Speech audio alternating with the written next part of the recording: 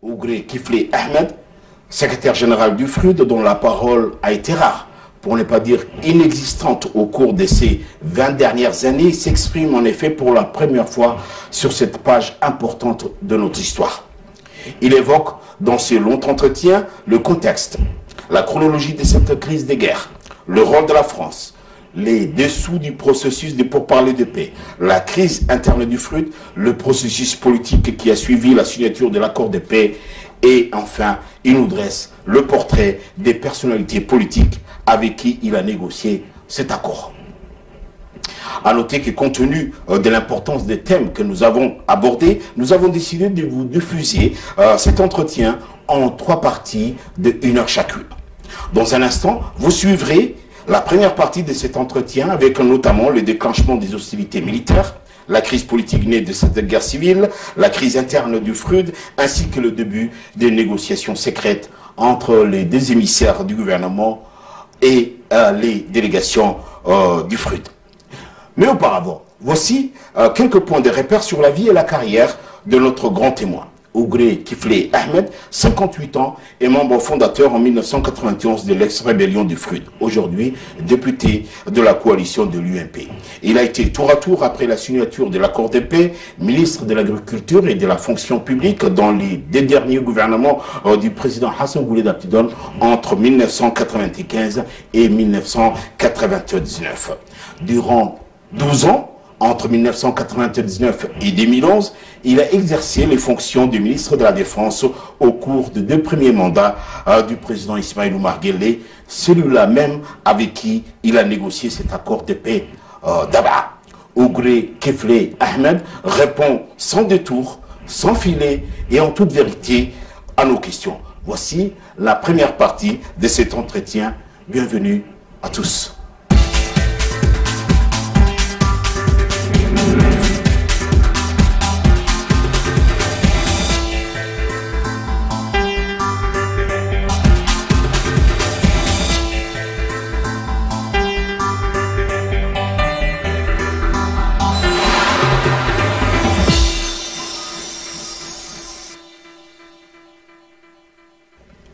Monsieur Ougré Kiflé, bonsoir. Merci d'avoir accepté mon invitation pour parler ouvertement et largement de cette guerre civile et de l'accord de paix dit d'Abha qui a mis fin. Ma première question a trait à vous, personnellement, monsieur le ministre. Dans quel état d'esprit vous êtes ce soir pour évoquer cette page de notre histoire? Je suis de nature quelqu'un de tranquille et de posé. Et j'ai un esprit qui est généralement positif. Et mon esprit est en conformité ou en harmonie avec ma nature et mes sentiments. Donc je suis serein et calme par rapport de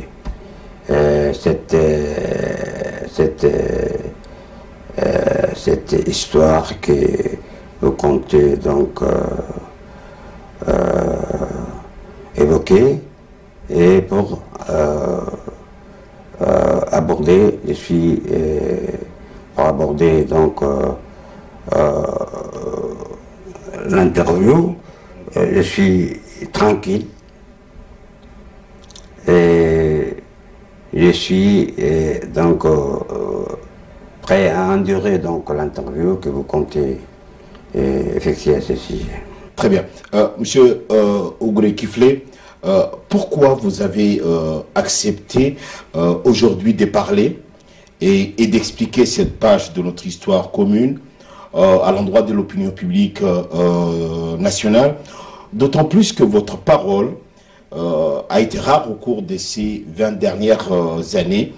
C'est en fait ce qui m'a étonné en travaillant sur les archives de l'époque, c'est cette rareté d'expliquer au cours de ces 20 dernières années les tenants et aboutissants des accords de paix et de la guerre civile qui vous a opposé au gouvernement du président Hassan Goulet Abdidon. Pourquoi aujourd'hui vous acceptez de parler ouvertement de cette page d'histoire 20 ans après?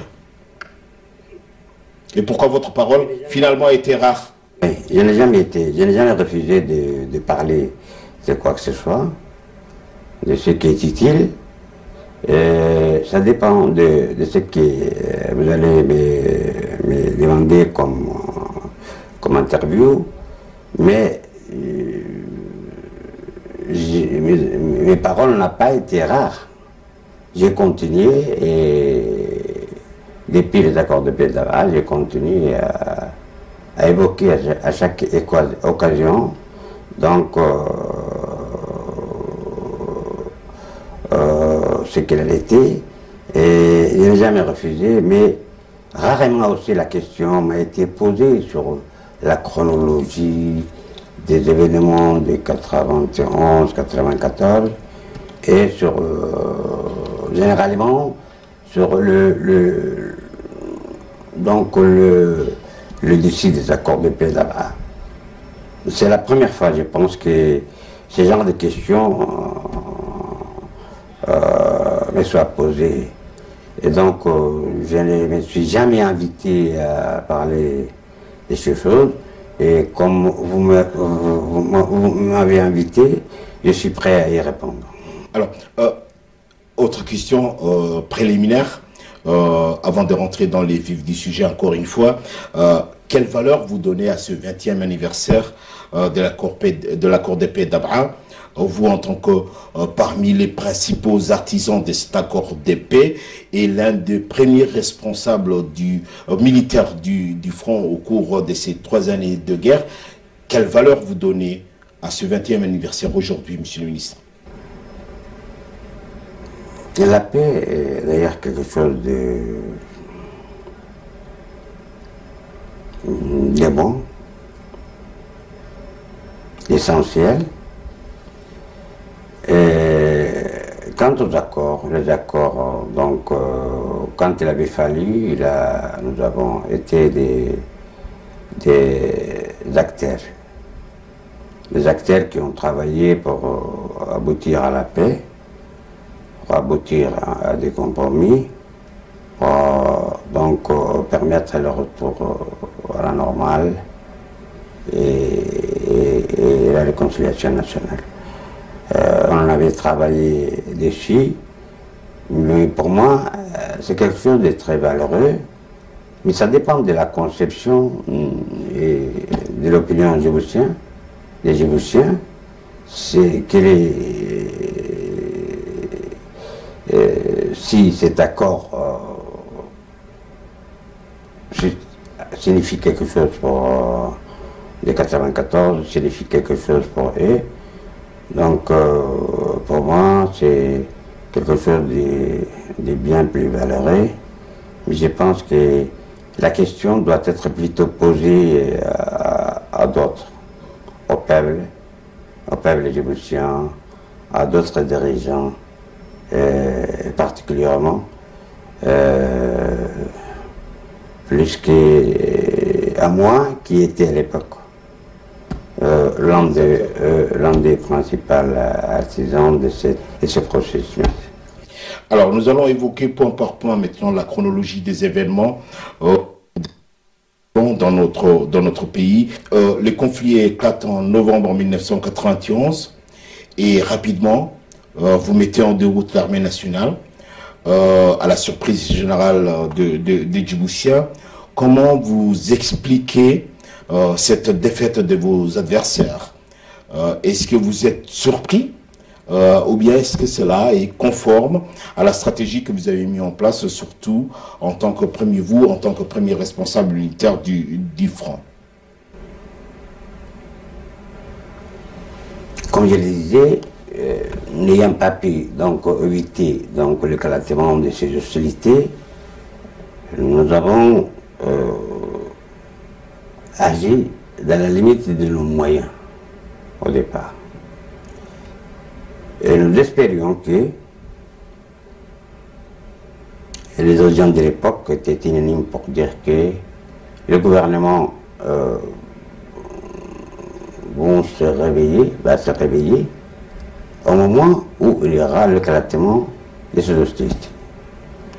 Donc, nous nous attendions à ce que le gouvernement nous dit, attention, attendez, arrêtez. Qu'est-ce qui se passe? Pourquoi créer cette... Nous espérions d'être entendus après avoir donc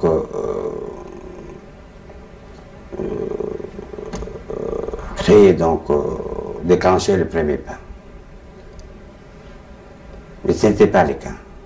Ce n'était pas le cas.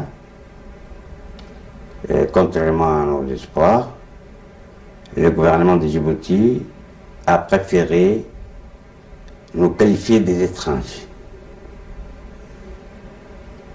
Des étrangers venus de l'Érythrée et de l'Éthiopie.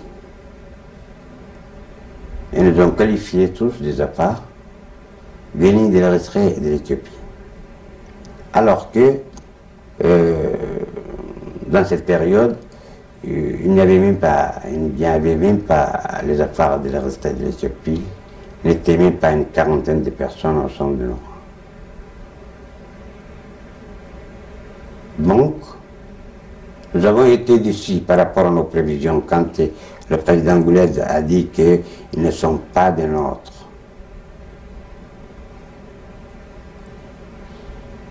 Et donc, il n'y avait plus d'espoir d'arrêter. On était contraint, donc, de ne pas donner de rébit et de continuer, donc, des hostilités déclenchées. Donc, c'était au début l'effet de surprise. L'effet de surprise, les forces armées. Personne n'était préparé parce que c'est ça qui me fait croire d'ailleurs que sous-estimer notre capacité de frappe ou de surprise d'attaque. Et ils nous prenaient pour quelques dizaines de personnes qui étaient en errance, qui pourraient commettre quelques petits attentats ou quelques... Donc c'était pas comme ça. Et donc les routes provenaient des faits de surprise et les drames dont vous parlez, nous ne tirions pas de satisfaction de cette situation. Personne n'était satisfait de cette situation, encore moins moi-même. Vous, monsieur le ministre, quelle est votre réaction, l'état de votre conscience, vous personnellement, en voyant les morts, les blessés de part et d'autre, qui sont finalement tous des Djiboutiens. Ceux de l'armée nationale qui sont en face de vous, vous les connaissez, vous les avez fréquentés. Ceux de vos amis du FRUD, vous les connaissez également, ce sont des Djiboutiens. Tous ces Djiboutiens, quelle que soit leur appartenance communautaire ou leurs différents politiques, vous voyez qu'ils sont morts, qu'ils sont blessés. Qu'est-ce que vous vous dites à ce moment-là? Quel est l'état de votre conscience? En tant que frères, nous étions contraints, nous nous sentions obligés d'agir de la sorte. D'agir de la sorte. On se disait qu'il n'y avait pas d'autre alternative que de se faire massacrer et ou de tuer, de faire couler le sang. C'est ce qui s'est passé réellement. Mais quand on se mettait devant les faits, ça ne donnait plaisir à personne. Ça donnait du plaisir à personne qui, donc, ce sont les Djiboutiens qui étaient de l'autre côté et ce sont nos compagnons qui tombaient du côté des Fred. Et donc, c'était vraiment malheureux, bien que on essayait de ne pas se sentir, de ne pas montrer qu'on était atteint, chacun de son côté. Et donc, personne n'était indifférent face à ce drame, quand il s'agissait de nos autres amis, parce que aussi, nous nous sommes mis dans la tête, et nous nous sommes dit que il fallait raisonnablement éviter à ce que ça soit une guerre entre les États et les enfants.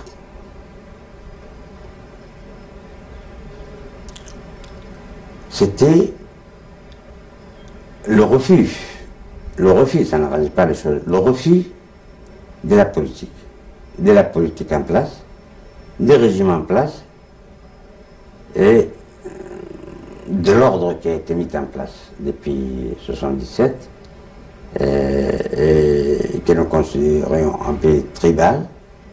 Et c'est là, ce n'était même pas le rejet de la personne de Goulette parce qu'il est cité sanitaire, non. Certains gens ont essayé de faire croire que notre objectif c'était le rejet des autres qui n'étaient pas des États. Non, nous le rejetions, ceux qui étaient des dirigeants politiques, tout le monde qui était là à l'époque, qu'ils soient des affaires ou Goulette. C'est pour leur politique, ce n'était pas parce que nous avions des différends avec des personnes ou que nous avions des haines avec, parce qu'ils sont des autres ethnies, non. Quelles que soient les spéculations qui ont pu parcourir, nous avons tout fait pour que ça ait un sens d'un conflit entre le gouvernement et le FRED. Parallèlement, et sur le plan politique maintenant, un homme politique de premier ordre rejoint le front en 1992. Il s'agit de l'ancien Premier ministre Ahmed Dini Ahmed, que vous portez à la tête du FRUD. Comment cela se passe et qu'est-ce que l'entrée de Ahmed Dini apporte au front? Peut-être, vous allez me dire, la caution politique peut-être qui vous manquait, l'aura politique de cet homme rejaillit sur le FRUD. Comment cela se passe? Oui, Ahmed Dini était venu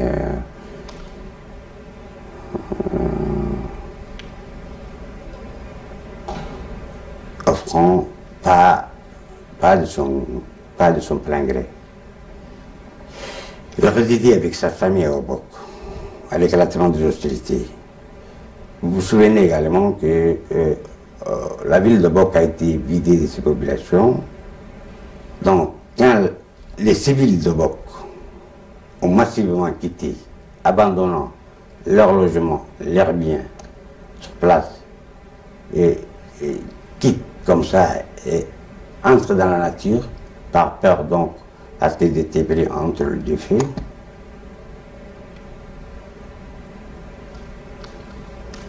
Ahmed Dini est resté, il était à Obok, il est resté à Obok. Il a fait toute la pression pour que la population, même s'il soit tué entre les deux feux, ne quitte pas Obok. Mais il n'a pas été entendu. Après quelques jours, après que la ville a été vidée, il est resté seul avec sa famille. Donc, il a quitté donc, la ville de Bok. C'est les militaires qui étaient basés au Bok qu'il a un peu accompagné un peu pour qu'il fasse chemin avec ses bétails et les membres de sa famille. Il n'était pas venu rejoindre le front, lui. Mais, quand on a vu qu'Ahmed Dini a quitté la ville de Bok et qu'il s'est installé dans les zones au monde rebelle, nous avons fait appel. Nous l'avons invité à être notre émissaire. Appui, un peu, de donner appui à notre politique, à l'étranger.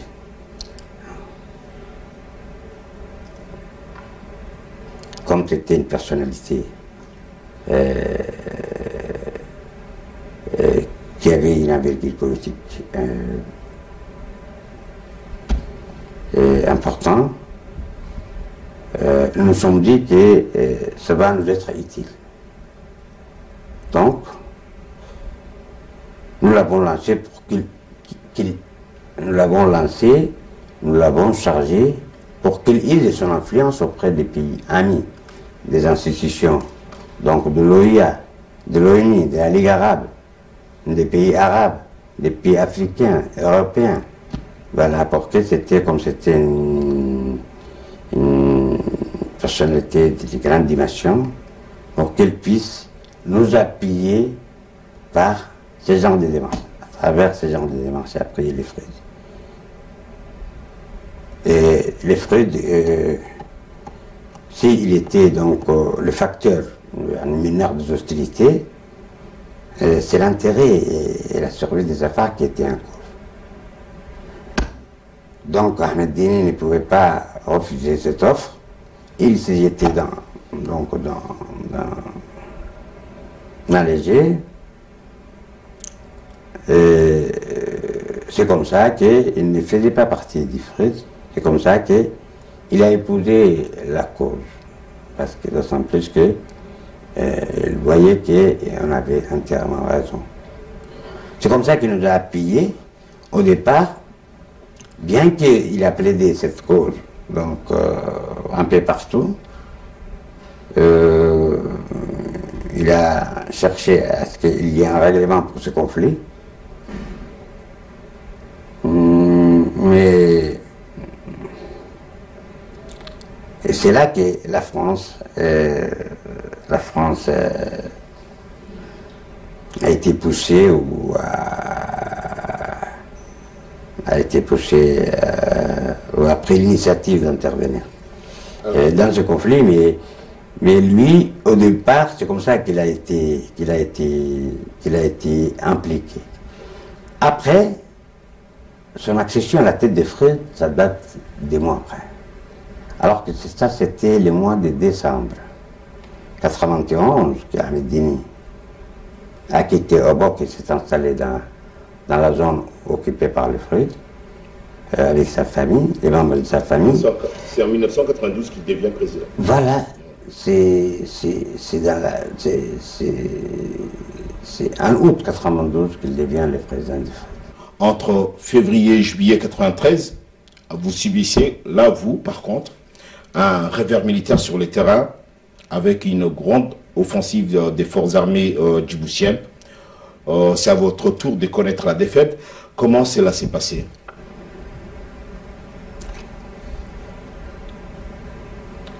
Oui, il y a eu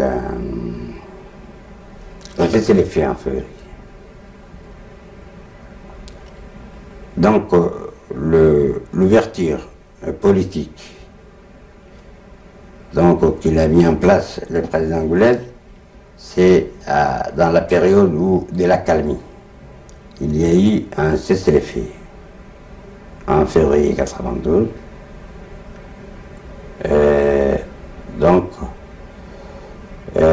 Après ce cessez-le-feu, il y a eu la reprise des hostilités. Donc nous avons été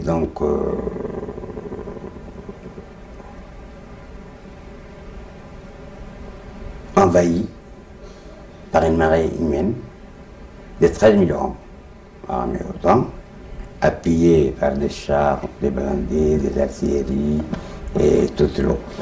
Donc le rapport de force, c'est déséquilibré. Non, le rapport de force était toujours du côté, du début à la fin, des côtés des troupes gouvernementales.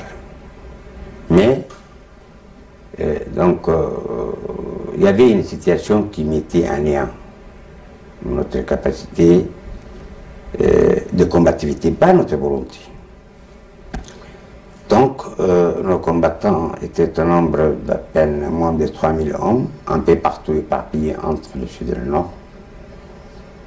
Donc l'effectif des forces qui a été lancé à l'assaut du Freud et des zones de régions occupées par le Freud, c'était presque plus de 13 000 hommes. C'est la raison pour laquelle il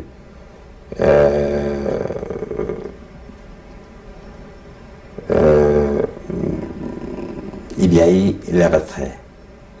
Avant ce retrait, avant de parler de ce retrait, je vais parler d'un épisode important, c'est que dans la période de l'accalmie, il y avait eu une crise au sein du Freud, au sein de la direction du FRED. Cette crise, donc, a provoqué, a engendré des situations un peu de relax au sein des combattants du FRED. Et après, dans la période de revers, ici, le FRED était à bout de ravitaillement. Donc les appuis logistiques que nous recevions étaient déjà arrêtés. Donc il y avait tous les facteurs qui concouraient pour que nous essayions de nous retirer tactiquement. Et puis, de prendre du temps et de réfléchir pour agir plus tard. Ok. Monsieur le ministre, à l'issue de cette offensive, de cette grande offensive des forces armées djiboutiennes, il semble, et des rumeurs courent dans la ville de Djibouti, qu'une série de rencontres entre des émissaires du gouvernement et du FRUD ait lieu, avec une main tendue du président Gouled pour entamer des négociations et trouver un terrain d'entente pour résoudre cette crise. Qu'est-ce que vous pouvez nous dire sur la chronologie et les dessous de cette main tendue du président Gouled et de son gouvernement?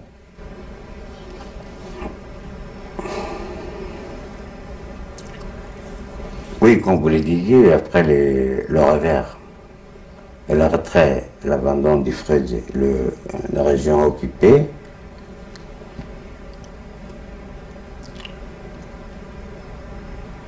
le FRED a changé de tactique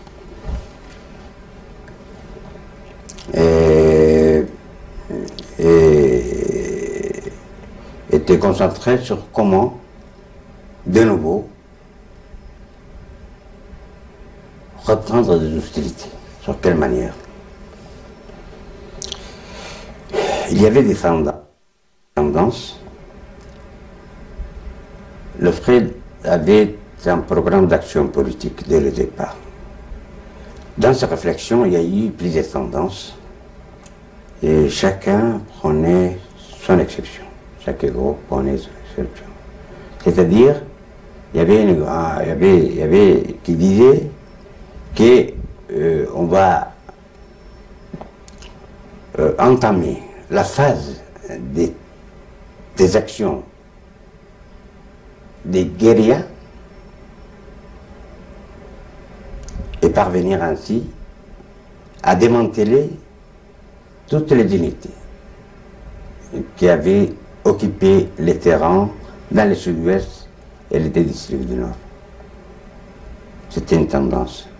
D'autres, parallèlement à cela, voulaient que les hostilités soient reportées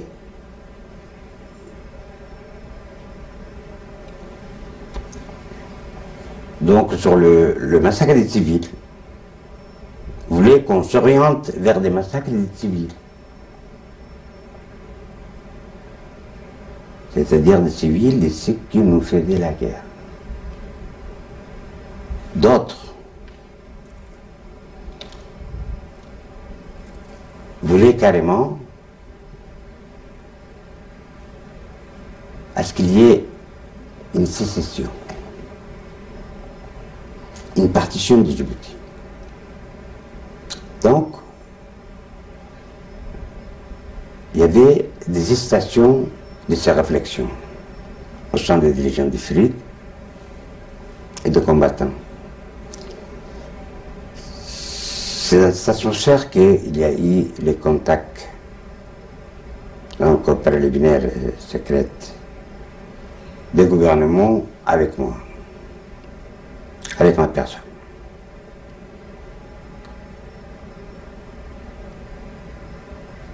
Au départ, on avait des prisonniers.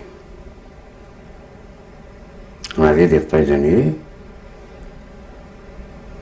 Les contacts qui qu'il cherchait, je pensais que c'était pour avoir la libération de ses prisonniers, les prisonniers de guerre, Bélisaire. Et je n'avais pas donné d'importance à ces contacts qui m'a été demandé par l'ancien Premier ministre, M. Barkat Hamadou, par personne interposée, de maintes fois. Donc je me disais tout simplement que c'était afin d'obtenir la libération des prisonniers. Un beau jour, les prisonniers sont libérés. Tous les prisonniers? Oui, les prisonniers sont libérés, je pense que c'était une trentaine libérés. Et nos prisonniers qui étaient à Djibouti aussi, les prisonniers, les combattants de FIS qui étaient à Djibouti ont été libérés, une quarantaine, en échange. Après cette libération, il y a eu donc au Barkat qui continue à vous relancer, à vous demander de vous rencontrer. Rencontrer, qui dit que c'est pour des raisons politiques.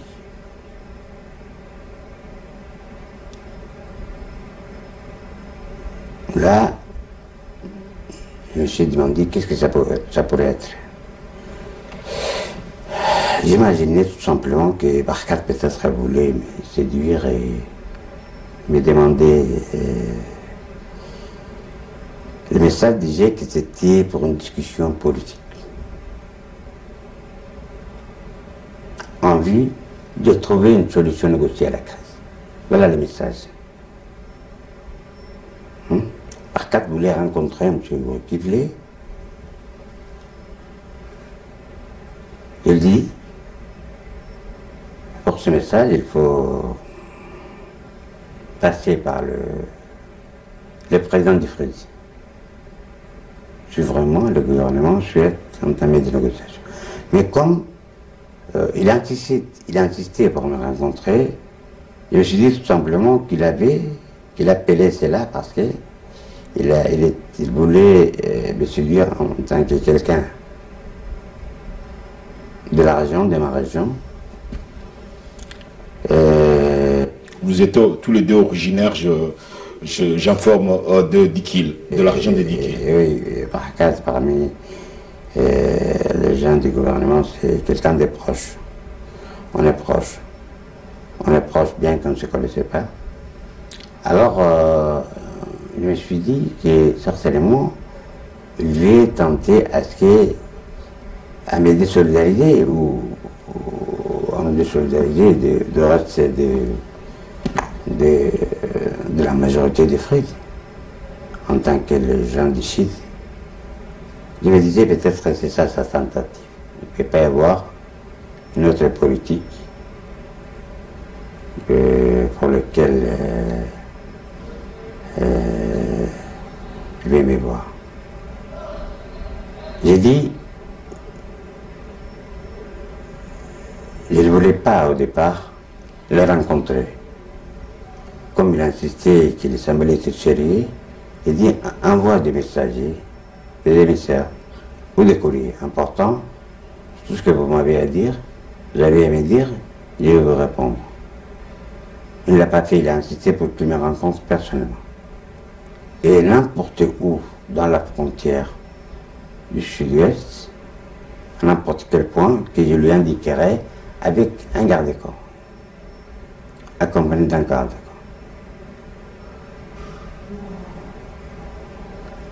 C'est dans ce contexte que vous acceptez de le rencontrer finalement? De le rencontrer. Où et quand? C'était le 9 décembre 93. 93. C'était fin 93 et pratiquement le 8 ou le 9 décembre 93. Vous êtes tous les deux seuls ou il y a une tierce personne qui est avec vous? Non. Comment cela se passe? Il était accompagné par l'ancien sultan Hassan Boko. Hassan Boko? Oui, Hassan Boko.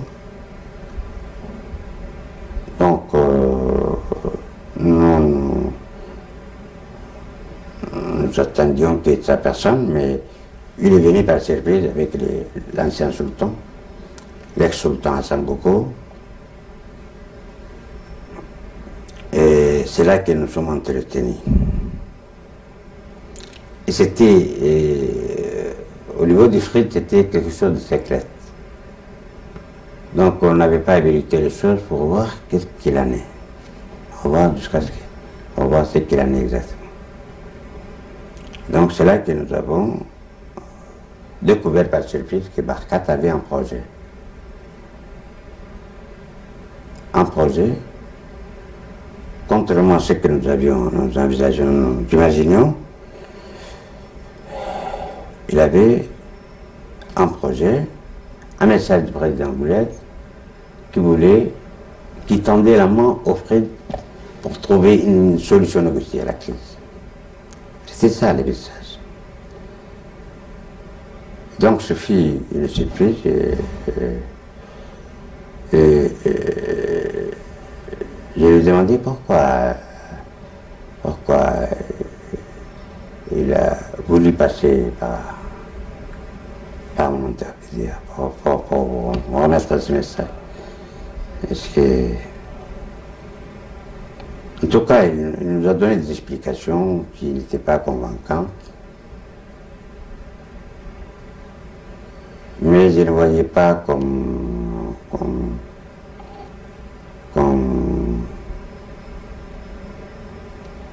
quelque chose d'inacceptable le fait qu'il passe par ma personne, par mon intermédiaire, parce que d'autant plus que j'étais l'un des dirigeants clés de ce mouvement.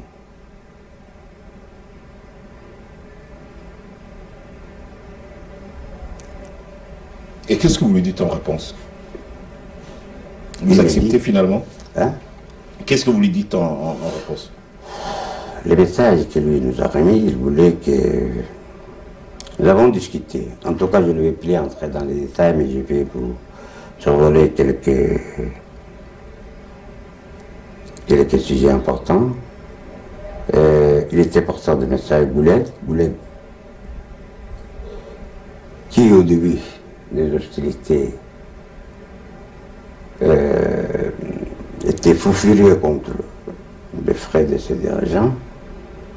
Finalement, il était revenu à la raison et il était malheureux de voir ce pays déchiré, de voir les Djiboutiens divisés, de voir les Djiboutiens s'entretuer.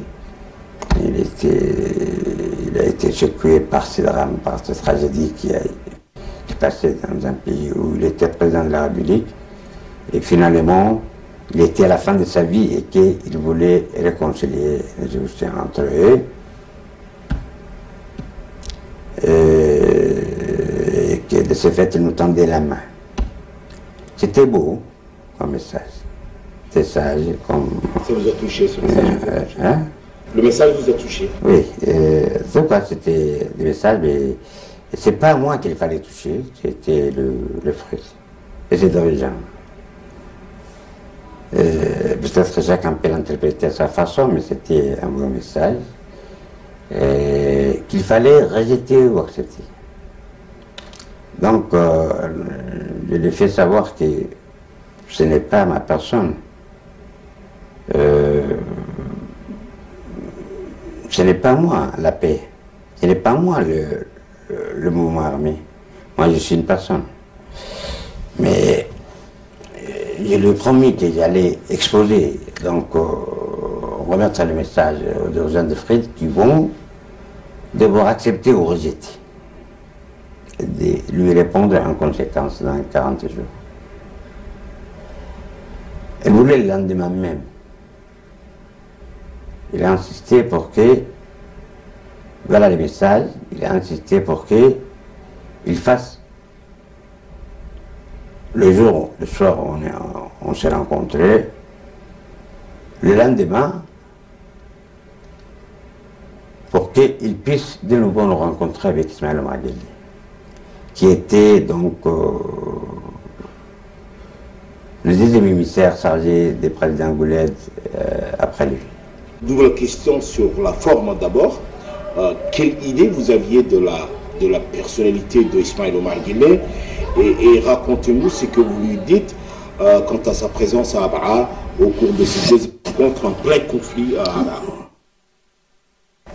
Tout d'abord, première rencontre avec Barkat, il a été convenu à ce que moi je puisse remettre le message à la direction de Fred et à son président, qui pourrait éventuellement désigner une délégation, une commission qui puisse vérifier les bien fondés des messages que je leur aurais rapportés. Et de lui faire part donc de la réponse dans une quarantaine de jours. Voilà ce qui a été convenu entre moi et Barkat. Là, j'ai remis les messages aux dirigeants sur place des Fred. Et il faut aussi vous faire comprendre par là que la rencontre qui était presque secrète pour nous a été bruitée. Donc, ils ne savaient pas sur quoi ça s'est retourné, mais la rencontre a été sue. Donc, je leur ai remis les messages. Et Barkat voulait le jour même qu'il puisse appeler Ismaël Omar, nous rejoindre sur le lieu de la rencontre. Moi, j'ai dit non, attendez. Attendez cette rencontre avec Ismaël Omar et les autres. Hein? Ça, c'est la première, c'est le préliminaire. Donc, vous allez le faire, il y en aura. Cette rencontre aura lieu en présence d'une délégation qui sera chargée à l'addiction de Fred dans ces 40 jours.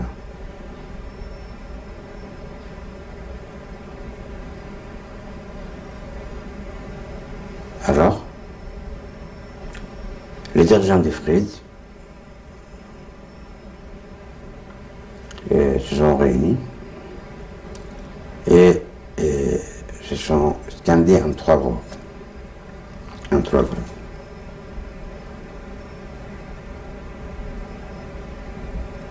Un groupe dont le président Dini, qui ne voulait pas entendre parler de ce genre de messages et des messages de paix émanant de Goulet et de Barkat droite, et un groupe qui voulait qu'il y ait une réunion urgente soit tenue sur la question et qu'il y ait la prise d'une décision immédiate. Ou bien pour la paix, pour donc engager ce processus, accélérer ce processus, ou pour le rejeter.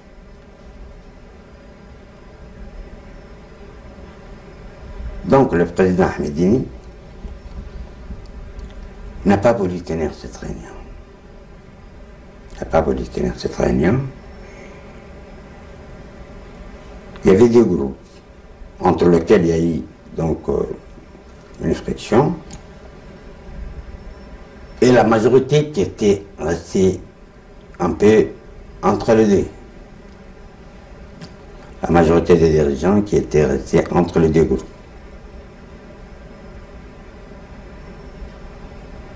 Donc, une crise est née à partir de là.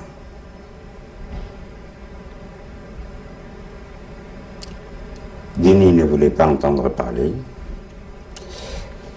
Je ne sais pas, je me suis demandé ce qui l'a gêné dans cela, le fait que le message a passé par mon intermédiaire ou que ça émane de Barkat Gourat. Président Goulet. Oui, mais c'était donc le message de Goulet. Ce qu'il n'a pas aimé, je ne sais pas. Mais je savais qu'Ahmedini était à la recherche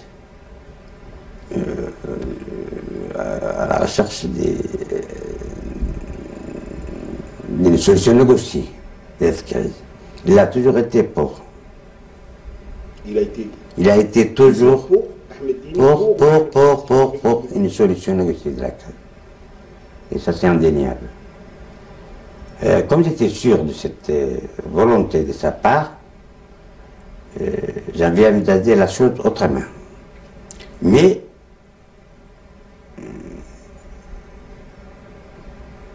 je me suis demandé si s'il n'est pas complexé par le fait qu'on n'a pas pris contact avec lui. Le contact a été pris par moi, avec moi. Hein. Le contact a été pris. Peut-être c'est ça qui l'a complexé, je n'ai pas compris. C'est pas moi qui l'avais cherché.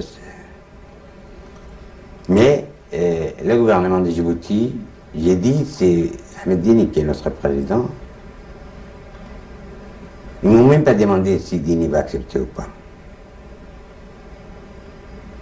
J'ai dit, c'est avec les Fred que vous voulez négocier, il y a sa direction, l'affaire sera exposée là-bas, donc la réponse sera remise dans combien de temps?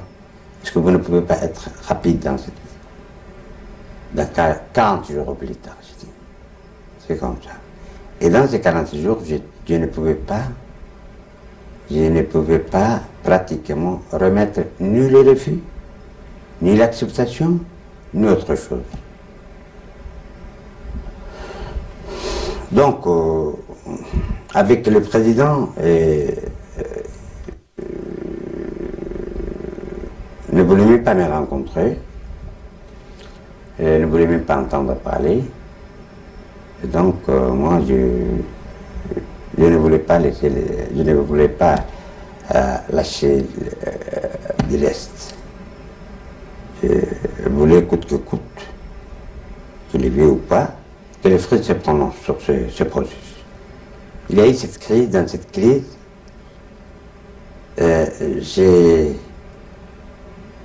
au départ, comme j'avais programmé la rencontre avec Ismaël Omar Guelleh et autres, plus tard, avec une délégation du Fred, la date est arrivée, il n'y en avait aucune réponse. Après 46 jours. Donc, sans évoquer la crise qui est au centre du Fred, à cause de cette question,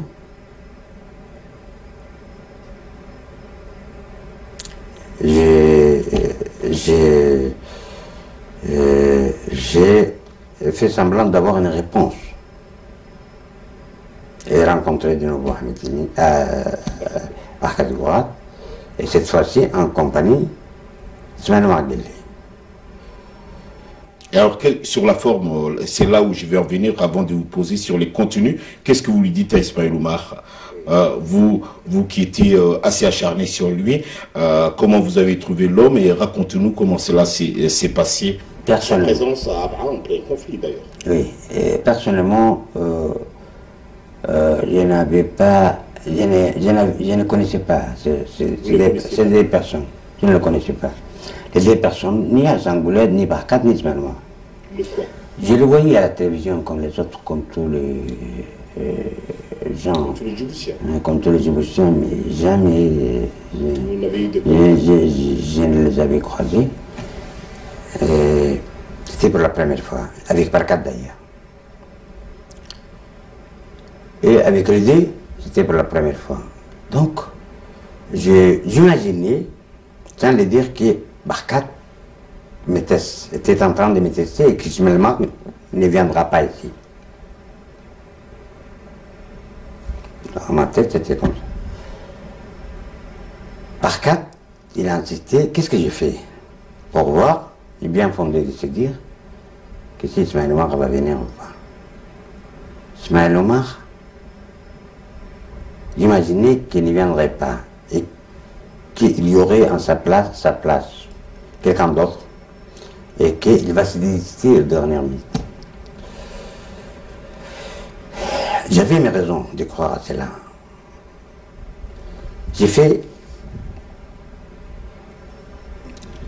J'ai insisté pour que la rencontre puisse avoir lieu et que Ismaël Omar Guelleh et Barkat Gorat ne peuvent être venir me rencontrer qu'accompagnés des gardes corps. Et que je prenais la responsabilité de la sécurité.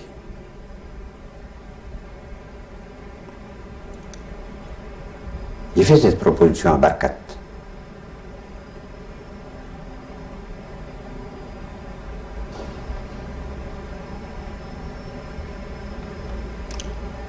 Oui, il a dit, il accepte, il a dit d'accord.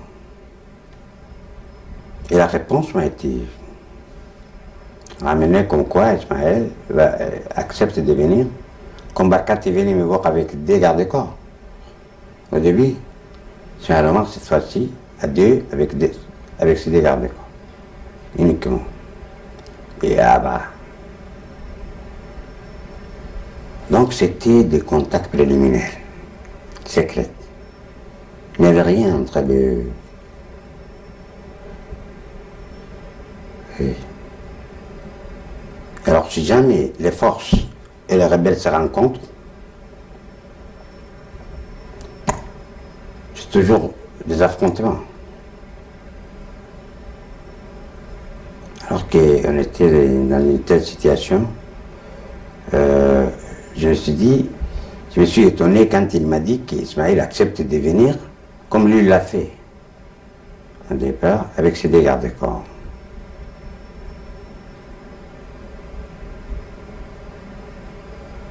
Je ne le prenais pas au sérieux. Je me disais toujours qu'il va se décider dans le net, il y a une délégation qui va venir, mais Barkat et autres Ismaël ne viendra pas à cette heure, à ce moment. Parce que rien n'est sûr. Rien n'est conclu entre nous. Tout simplement, on est en train de se tutoyer, de se tester. Et bien qu'un engagement. Et pour ce genre de discussion, comme il ne connaît pas, c'est vrai, il ne connaît pas encore moins les autres, il ne va pas se donner. À cet état, peut-être, si le processus se déclenche ultérieurement, peut-être, mais pas à cet état. J'ai mesuré sur ça.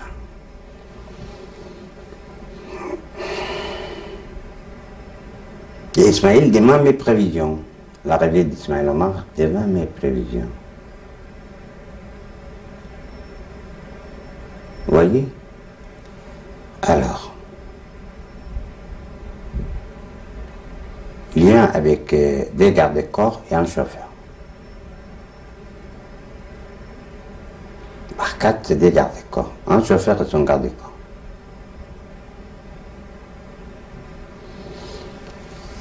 Voilà. Et alors, je reviens, qu'est-ce que vous lui dites à Ismaël Omar quand vous le rencontrez? J'ai compris que ce monsieur a pris un grand risque ce soir. J'ai compris que ce monsieur, je voulais savoir si ce type-là, il a pris un grand risque ce soir-là. C'était dangereux de s'aventurer dans une rébellion avec son garde-corps et sa nature robuste. Non, c'est très dangereux. Et donc, je me suis demandé comment il a pu être. Donc, j'avais une conception déjà faite sur la personne d'Ismaël Omar qui ne concordait pas avec son attitude de ce soir.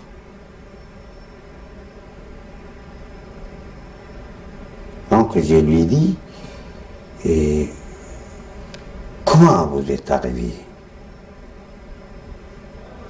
Est-ce c'est la force de la foi ou du courage?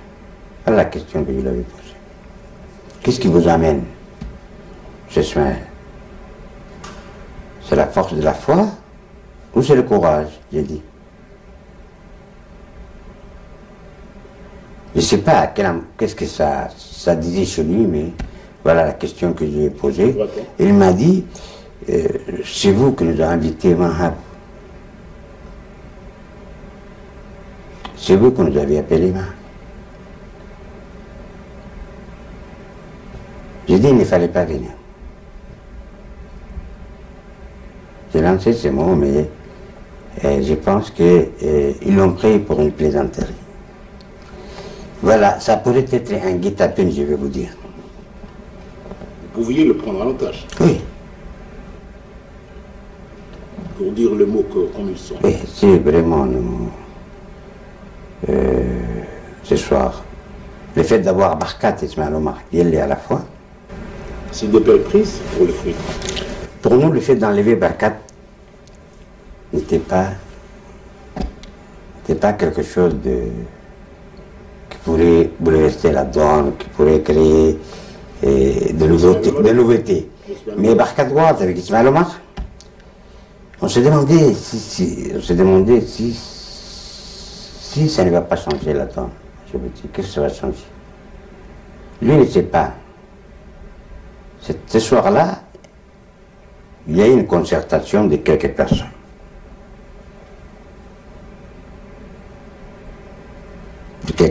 Voilà, Ismaël est venu. Nous avons eu la chance d'avoir Ismaël dans nos bras, à notre merci. Ismaël n'est pas Dieu. Est-ce qu'il ne serait pas mieux de les kidnapper et de les enlever et voir qu'est-ce qui va se passer de l'autre côté? Il y en a une de ces propositions. Il dit non. Et il n'avait pas de gens qui disent. Barkat qui était très heureux d'avoir emmené M. Gourekiflé et Ismaël Omar Guelleh à la même table. Ce soir, Barkat, il était quelqu'un de plus heureux ce soir-là. Ismaël qui était curieux et savoir qu'est-ce qu'il fallait faire ce soir-là. Voilà, il n'y avait pas d'autres inquiétudes d'être soucis. Mais... Pourquoi vous ne l'avez pas pris, M. le ministre, en otage? Pourquoi vous ne l'avez pas pris en otage? Non, ça ne pourrait pas changer grand-chose. Est-ce que c'était parce que ce monsieur, cette personnalité politique de premier rang, en venant sur le terrain, était convaincu que la paix était possible? Je pense plutôt. Parce qu'il n'a pas eu peur. Nous nous sommes demandé si ce n'était pas un défi. Il ne se foutait pas de notre gueule. Hein? On est resté en Somalie. Hein? On n'a pas peur d'être venu. Il s'est mis à notre protection ce soir. Voilà le langage qui a été tenu. Mais c'est le fait, je sais que ce soir-là, si M. Goré n'était pas là, Ismaël Omar serait kidnappé. Mais je ne pense pas que ça pourrait changer plein de choses à Djibouti. J'étais convaincu de cela.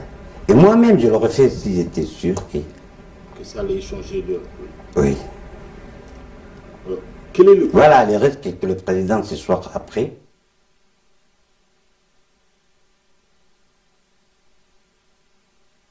Voilà, nous arrivons au terme.